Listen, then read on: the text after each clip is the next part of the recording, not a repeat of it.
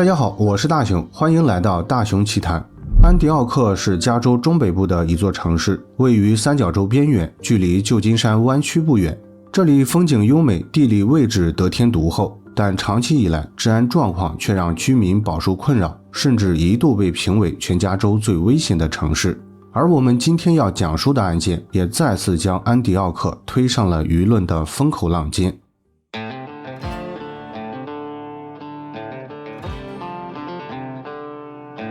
2016年6月25日晚上10点30分，凯瑟琳带着2个年幼的孩子安德鲁和阿米亚回到位于安迪奥克的住所。三人刚刚结束一整天的购物，本想尽快洗漱早点休息，可没想到刚一进门，走在前面的安德鲁和阿米亚突然尖叫起来。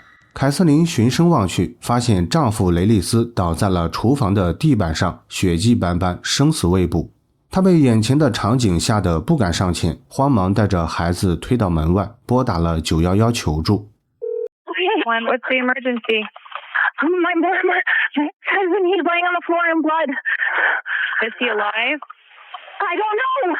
Okay, do you feel like you can go in there and help him? No, I don't want to go in there. I don't want to go in there. The officers are driving there as fast as they can, okay? I'm scared. What do I do? 接到报案后，值班巡警和医护人员迅速抵达现场。经检查，雷利斯已经陷入昏迷，头部周围有一滩凝结的血迹，看上去像是他不小心滑倒，磕伤了后脑。然而，当医护人员准备将雷利斯抬上担架时，一枚破碎的弹片从他的衣服里掉了出来。这个意外的发现瞬间改变了整个案件的性质。原来雷利斯并非意外受伤，而是遭到了枪击。他的头部共有2处枪伤，一处位于后脑，另一处在耳朵旁边。只不过凶手使用的是小口径武器，威力相对有限，伤口并不明显。接下来，巡警立刻将情况上报调度部门，而雷利斯也被紧急送往医院接受治疗。晚上11点，凶案调查警探接管现场，展开了调查工作。首先，他们注意到整个房子内部非常混乱，到处可见洒落的杂物和衣服，几乎没有一块整洁的空间。这样的环境不仅反映了受害家庭生活上的随意，也可能暗示雷利斯与妻子关系紧张，两人对家庭事务不够关心。进入厨房后，满地的血迹清晰呈现了雷利斯的遭遇。他倒下的位置位于连接客厅和车库的厨房，车库门上留下了中枪后飞溅的脑浆，而对面的客厅电视机上则留下了一个清晰的弹孔。这些迹象表明，当时雷利斯应该正准备从车库进入厨房。推开车库门的瞬间，凶手突然从背后开枪，连续发射了3枚子弹，其中2枚击中了雷利斯的后脑，导致脑浆飞溅到车库门上，另一枚偏离目标，打中了对面的电视机，并在屏幕上留下了1枚.22口径的子弹。警方根据子弹口径判断，凶手可能是一名刚刚接触枪械的新手。因为.22口径的武器威力相对较小，通常用于新手练习打靶，很少出现在凶杀案中。起初，警方怀疑雷利斯可能遭到了抢劫，毕竟当地治安状况不好，类似的事件并不罕见。然而，仔细检查整个住所后，他们并未发现任何翻找的痕迹，门窗也都完好无损。显然，凶手的动机并非图财，更像是蓄意报复，而且很有可能是熟人作案。随后，警方转向屋外寻找更多可追查的线索。当他们走到房前的草坪时，意外发现了雷利斯大儿子斯科特丢弃的背包，里面装有他的几件衣服、一个钱包、一个烟斗以及少量违禁品。这一发现引起了警方的注意。斯科特为何将背包丢在屋外？他的违禁品又是从何而来？是否因为拖欠毒资引发毒贩对家人的报复？带着这些疑问，警方前往了雷利斯所在的医院。当时凯瑟琳正和斯科特在内的5个孩子商量后续的治疗问题。因为雷利斯已经确认脑死亡，需要靠呼吸机和监护设备维持生命，这将是一笔很大的费用。警方见状，决定先从凯瑟琳入手，毕竟她作为妻子，最有可能掌握关键信息。可没想到的是，凯瑟琳自称对雷利斯并不了解。她表示两人已经分床超过10年，生活各自为政，婚姻早已名存实亡。只是考虑到孩子们年龄尚小，他们一直没有离婚，仍然住在同一屋檐下，维持着表面上的和谐。凯瑟琳将婚姻失败归因于雷利斯喜欢沾花惹草。他在随后的交谈中提到了许多雷利斯出轨的事情，试图将他描述为对感情不忠、对家庭极不负责任的人。警方对这一说法半信半疑，因为他们最小的儿子安德鲁只有6岁，如果两人从10年前就已经感情破裂，完全没有理由再要孩子。不过考虑到这是非常隐私的事情，而且似乎也与本案没有直接关系，警方也就没再继续追问。接下来他们找到了同在医院的斯科特。斯科特是雷利斯与前妻所生的孩子，也就是凯瑟琳的继子。这位21岁的年轻人给警方的印象是有些不太聪明，他说话的语调非常奇怪，眼神也总是闪躲，看起来不太会隐藏自己的情绪。当被问及屋外的背包时，斯科特坦率地承认那是他的，并且解释说这样做只是为了避免父亲雷利斯发现里面的违禁品，因为雷利斯非常厌恶这类东西，更不允许他吸食。如果被发现，斯科特将会面临非常严重的后果，所以他平时格外小心，从不会将违禁品带到家里。对于是否拖欠毒资的问题，斯科特也做出了否认，坚称自己只是偶尔吸食违禁品，本身没有太大毒瘾，更没有与毒贩产生过纠纷。考虑到他背包里的违禁品数量确实不多，警方很快打消了疑虑。随后，斯科特主动交代了案发期间的去向。他表示那天大部分时间都待在街区尽头的朋友家打游戏。傍晚时分，他曾短暂离开，将偷开的汽车开回家门口的车位，但并没有进入家门，因为他很清楚，一旦被父亲雷利斯看到，就不可能再被允许外出。于是将车停好后，他便步行回到了朋友家继续打游戏，对家中发生的事情并不知情。通过上述问话，警方已经对斯科特有了大致了解，认为他只是一个受到严格约束的孩子，行为也都有理有据，符合年轻人的思维方式，所以综合考虑后，他们暂时排除了斯科特的涉案嫌疑。由于家人提供的线索寥寥无几，警方很快改变方向，开始走访附近街区装有监控的住户，希望借助监控录像确认附近是否出现过可疑人员。在此期间，警方还收到了关于受害者体内发现的子弹的弹道报告。报告指出，凶手使用的是一枚.22口径的长步枪子弹，而且发射子弹的枪支确认为哈灵顿与理查德公司生产的一款老式左轮手枪。这一发现为案件带来了突破性的进展。We got really lucky because our expert was able to link it up to an H&R 999 revolver.An H&R Model 999 is a very antiquated revolver. The revolver breaks in half to get the spent casings out. 另一个重大突破来自医院的一位工作人员。这位工作人员透露，凯瑟琳最近一直在积极劝说家人放弃治疗，尤其提到了潜在的保险赔偿金。原来雷利斯名下有一份高达100万美元的意外保险，这笔巨额赔偿金无疑为某些人提供了犯罪动机。好巧不巧，就在同一天，警方又接到了雷利斯同事的举报电话。这位同事称，凯瑟琳是一个非常有心气的人，在过去的10年里，他一直在榨取雷利斯的钱财，并且有多段婚外情，甚至与情人育有一个孩子，也就是之前提到的安德鲁。凯瑟琳迟迟不肯离婚，其实就是为了让雷利斯继续承担他的生活开支，包括抚养没有血缘关系的安德鲁。这些信息让警方对凯瑟琳有了全新的认识。一开始，他把自己塑造成婚姻的受害者，声称雷利斯私生活混乱，有很多情妇。但实际上情况恰恰相反，雷利斯是一个心地善良的人，却长期被凯瑟琳利用和践踏。警方意识到是时候重新审视凯瑟琳了。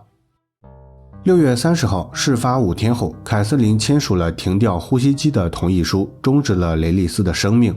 鉴于此前得到的消息，警方认为凯瑟琳这样做主要是为了拿到保险赔偿金，于是再次审问了凯瑟琳。这次警方已经将她视为主要的嫌犯，一开始就让她交出了自己的手机。通过查看短信记录，警方很快确认凯瑟琳确实存在婚外情。他与多位男士有过暧昧聊天，甚至还发送了自己的大尺度照片。警方继续检查，查看了凯瑟琳的搜索记录，因为搜索记录往往能反映出内心的真实想法。结果显示，在雷利斯被谋杀前的大约3周，凯瑟琳一直在研究雷利斯的人寿保险。她对这笔巨额保险金表现出了强烈的兴趣，这一发现使得凯瑟琳拥有了参与这起谋杀案的明确动机。然而，当被问及案发当天的行踪时，凯瑟琳提供了详细的购物收据，证明当时她正带着孩子在商场购物，这为她提供了充分的不在场证明。于是，警方开始思考另一种可能性。如果凯瑟琳本人无法实施谋杀，那么会不会有人代替她作案，比如她的情人？但究竟谁从这笔巨额保险金中获益最多呢？答案指向了她的继子斯科特。警方怀疑凯瑟琳可能与继子合谋犯下了这起案件，因为两人属于利益共同体，都有权利分得赔偿金。而且斯科特本身对父亲雷利斯心存不满，也比较容易说服。为了验证这种推测，警方再次传唤了斯科特。正如之前所说，斯科特并不擅长隐藏情绪，有些不是特别聪明。警方稍一施加压力，他便很快露出马脚。当被再次问及案发那天的去向时，斯科特想都没想，张嘴就说去了一家大型超市购买计生用品。警方立刻反问道：“你买东西的钱是哪里来的？”这句话让斯科特突然想起了丢在屋外的背包，因为里面装有他的钱包。随后他开始支支吾吾，明显是在线编谎话。正当警方准备继续追问时，斯科特突然冒出一句：“我的钱是从 EQ ATM 那一侧的商店取出来的。”这句话再次引起了警方的注意，因为 EQ ATM 是一种无人值守的数码回收机，主要用于回收旧手机和其他电子产品。警方有些不解，他为何要用这台机器来标注自己的位置？会不会是因为在机器上出售过手机？当警方提出这个问题后，斯科特明显变得惶恐不安。他否认自己变卖过手机，甚至声称自己根本没有手机，因为他的手机早就弄丢了。鉴于斯科特对手机的事情如此敏感，警方怀疑他的手机中可能藏着某种秘密，并且已经通过 EQ ATM 回收变卖。接下来，警方联系了该机器的运营商，对方非常配合，很快按要求提供了一段机器拍下的回收录像。果不其然，录像上确实出现了斯科特的身影。他在案发大约6个小时前，通过回收机出售了他声称已经丢失的手机，并且使用的是他声称没有携带的身份证件。事后，警方顺利拿到了斯科特的手机，虽然数据已经被全部清空，但这并没有难倒警方。他们通过技术手段恢复了手机中的短信、相册以及浏览记录，结果有了一个令人震惊的发现。斯科特的手机相册中竟然出现了继母凯瑟琳的大尺度照片。更令人震惊的是，警方在浏览器的搜索记录中发现了成百上千条与继母有关的搜索记录，内容都是一些相关题材的不良电影。除此之外，警方还发现了与本案有关的证据，例如他曾搜索过.22口径的子弹是否足以杀死人类，还搜索了那把被确定为凶器的老式左轮手枪。这些证据全都指向了斯科特，显然他就是杀害雷利斯的凶手。Tell me about those searches. That came from my phone? Your phone, yes. No. What about these?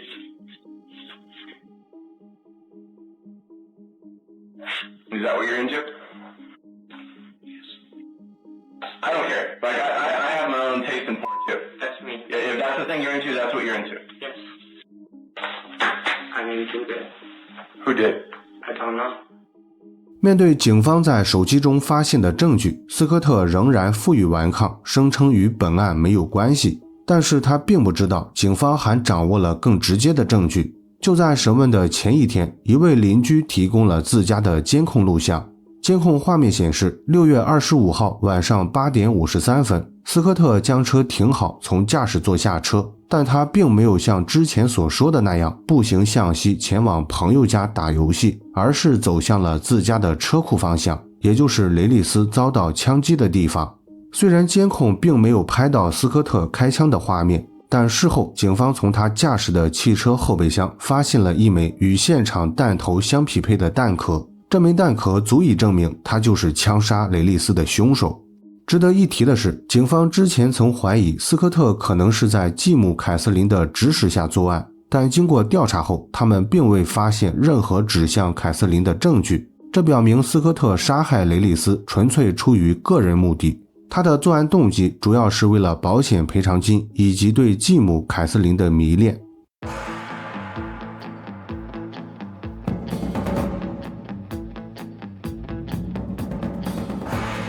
警方认为斯科特可能在脑海中形成了一个扭曲的念头，如果父亲被杀害，那么父亲的保险赔偿金就会到手，这将会使他对继母的病态幻想更进一步，换句话说，也就是取代他的父亲成为凯瑟琳的丈夫。 I told Kathleen he murdered his own father, thinking that you two were going to run off into the sunset. And the look on her face was bizarre, almost like, wow, did he really say that about me? And I just thought about how that was kind of like an odd reaction. 根据手机中的搜索记录，警方认为斯科特至少在1个月前就已经做好了谋杀的准备。之所以选择在6月25号动手，可能只是因为那天家里没有其他人，所以他在回家后利用这个时机从背后开枪射杀了雷利斯。根据监控显示，斯科特在返回汽车时差点摔倒，这反映出他当时情绪非常紧张。也正因如此，斯科特犯下了一个致命错误。他在回到汽车准备取出弹壳销毁证据时，因为过于紧张，掰开枪身时用力过大，弹壳直接从弹舱里飞了出来，掉进了汽车后备箱。正是这个小小的失误，让警方发现了关键的定罪证据。2019年1月，案发3年后，本案开庭审理。由于斯科特作案时年仅21岁，按照加州的法律规定，他属于心智成熟度有限的年轻犯人。法官在量刑时充分考虑了这一因素，最终斯科特被判处55年至终身监禁，至少服刑到76岁才有资格获得假释。好了，本期案件分享到这里也就结束了。如果你喜欢我的节目，请帮我点赞加关注，非常感谢大家的支持。我是大熊，下期见。